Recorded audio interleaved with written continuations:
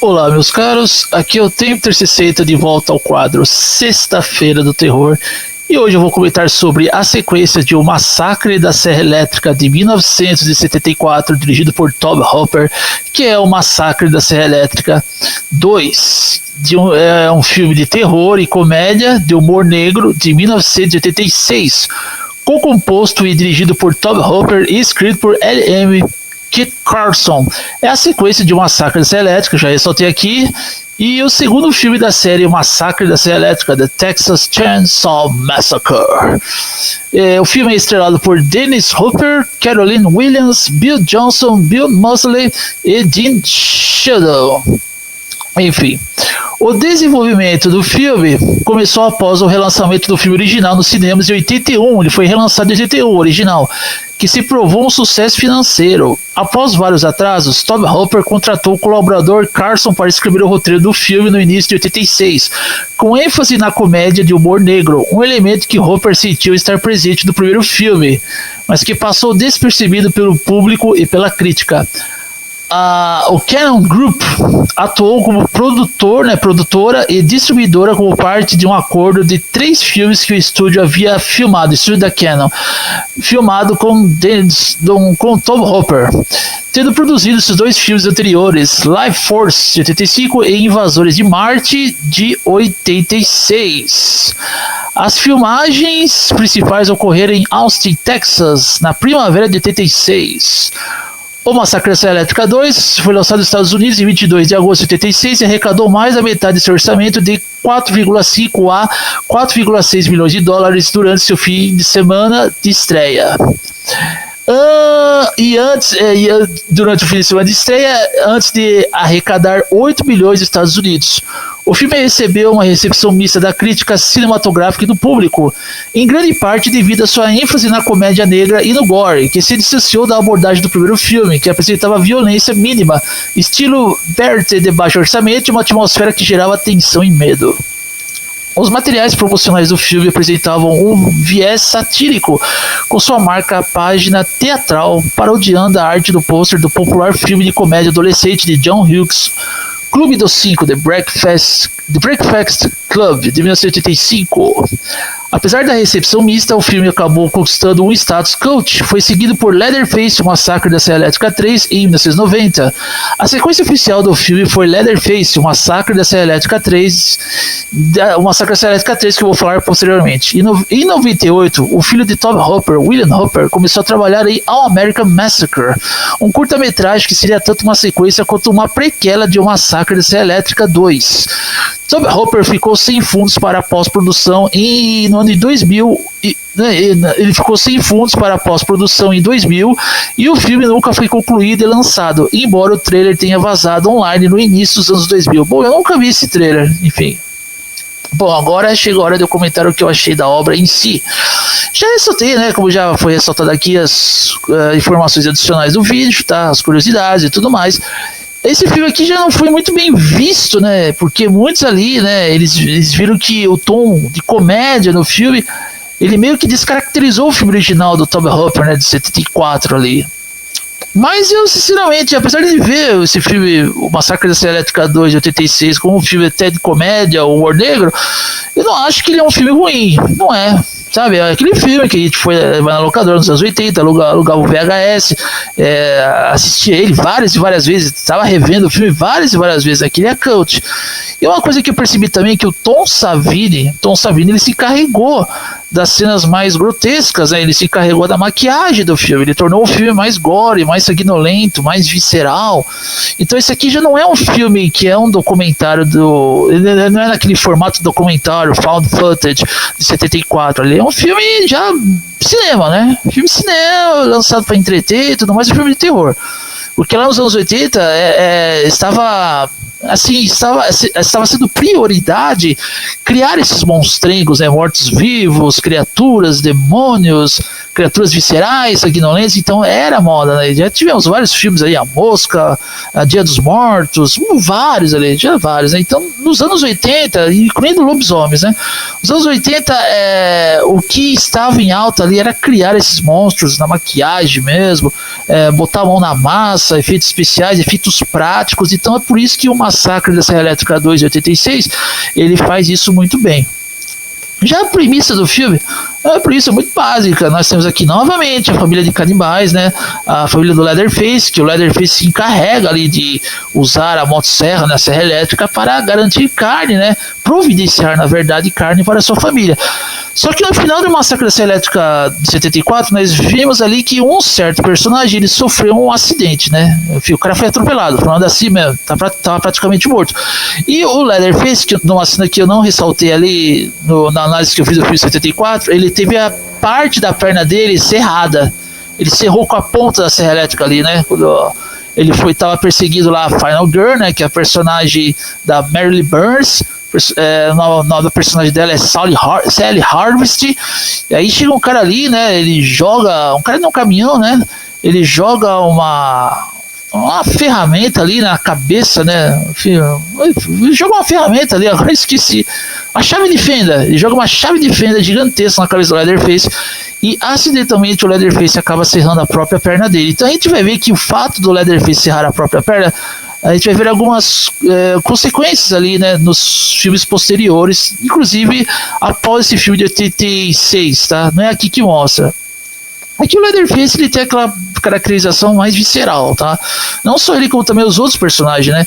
E novamente, né, a gente pelo menos vê aqui que esse filme, como eles são praticamente mortos-vivos, né? O cara lá que foi atropelado, né? O cara que deram carona pra ele lá, aquele furgão que deram carona, o cara que cometeu um alto flagelo ali, se cortou tudo mais, e parece que ele volta aqui no Massacre da Serra Elétrica 2 de 86, tá? Mas aqui de uma forma muito mais visceral.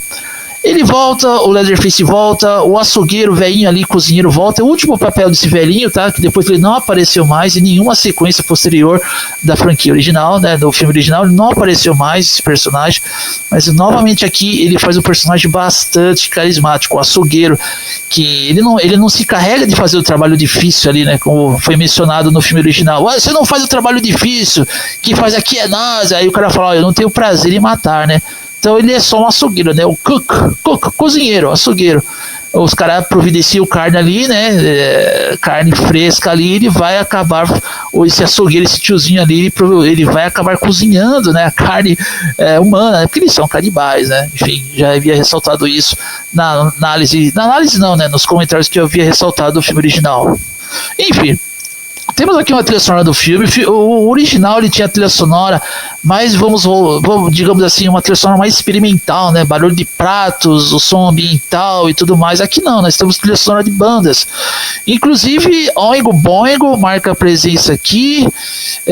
Enfim, algumas bandas de pós-punk, tá? E temos uma trilha sonora bem country e tudo mais, voltando muito para o New Wave, né, cara?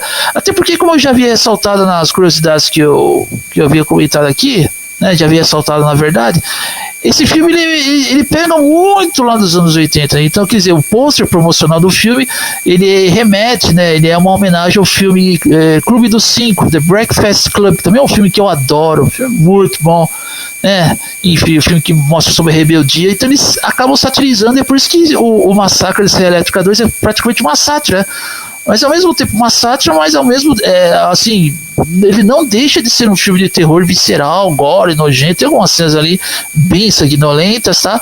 E temos a maquiagem carregada do Tom Savini, né, cara? Então, pô, o Tom Savini dispensa comentários, né? Ele é um grande maquiador, já fez o seu trabalho, já tem o seu nome imortalizado, né, no cinema de horror americano ali. Tom Savini é um cara que sabe fazer as coisas e faz muita falta alguém como ele nos cinemas de hoje. Hoje não se faz mais nada, hoje estão usando até IA, né, a merda da inteligência artificial. Temos aqui trilha sonora, já ressaltei, a família do Leatherface ataca de novo, no primeiro ato do filme temos mortes, temos a introdução de novos personagens, temos uma DJ de rádio, que é o Stretch, o nome dela é bem bonitinha e tudo mais, só que aí essa Stretch, ela acaba gravando, né, ela acaba registrando, né, a morte ali, né, que a família do Leatherface acaba cometendo, né, de uns idiotas ali que tentam fazer gracinha com eles ali, né, dois jovens idiotas estão percorrendo o mundo ali. E, enfim, estão passando até trote, né, nessa rádio onde a Stretch, ela é a DJ, né. E aí, quando o Leatherface, a família do Leatherface e tudo mais, eles acabam matando, né, esses jovens idiotas ali. A Stretch, junto com o outro DJ dela da rádio, né, lá do Texas, eles acabam registrando, e depois a família do Leatherface, o Leatherface, junto com o cara que sobreviveu lá no massacre da Serra Elétrica original, eles são enviados ao estúdio de rádio dessa personagem, a Stretch, para tirar ali, né, confidenciar não, né, remover os arquivos ali, né, e para remover os arquivos eles terão de matá-la, né, porque ela foi testemunha, e todas essas mortes ali que são causadas no Texas, tanto que o primeiro filme já deixa claro, né, os letreiros do primeiro filme, embora tenha acontecido aquela chacina com a personagem da Sally Harvest, o irmão dela inválido, que é o Franklin, todos aqueles jovens no furgão, na van ali, isso foi, de certa forma, arquivado, né? Aquelas mortes foram todas arquivadas, foi como se o massacre da Serra Elétrica não tivesse existido. E aqui no segundo filme, para que eles permaneçam mais incógnitos, a família do Leatherface permaneça incógnita, né? Eles querem também passar um pano nisso aí, né? Para que ninguém desconfie que as mortes ainda estão ocorrendo no Texas. E tem interessante que o cozinheiro ali, né? O velhinho aí, o tiozinho, ele começa a ser promovido com uma carne mais deliciosa ali do Texas, só que aquela carne é feita de carne humana, o tempero e tudo mais. E o mais curioso desse filme aqui, que o esconderijo da família do Leatherface já não é numa casa lá, né?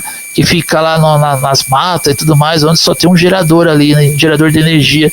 Aqui eles se escondem debaixo, né, debaixo de um parque de diversão, né, uma espécie de playground, parque de terror mesmo, e é muito mais espaçoso para que eles continuem a cometerem essas insanidades e até mesmo esconderem os corpos das pessoas que eles acabaram dilacerando a carne, utilizando a carne e tudo mais, então é só esqueleto, corpos pútridos, né, estado de putrefação ali e tudo mais, né. Inclusive, o personagem do Dennis Hopper, que eu não vou contar muito aqui, ele está nesse filme fazendo o papel de um xerife. E o personagem dele, né, um pequeno spoiler do filme, ele está à procura dos caras que assassinaram o irmão dele, né, que a gente descobre que o Franklin, que é um personagem paraplégico lá, que usa uma cadeira de rodas, é paralítico, inválido, né, no filme original do Tobe Hooper, de 74, tá?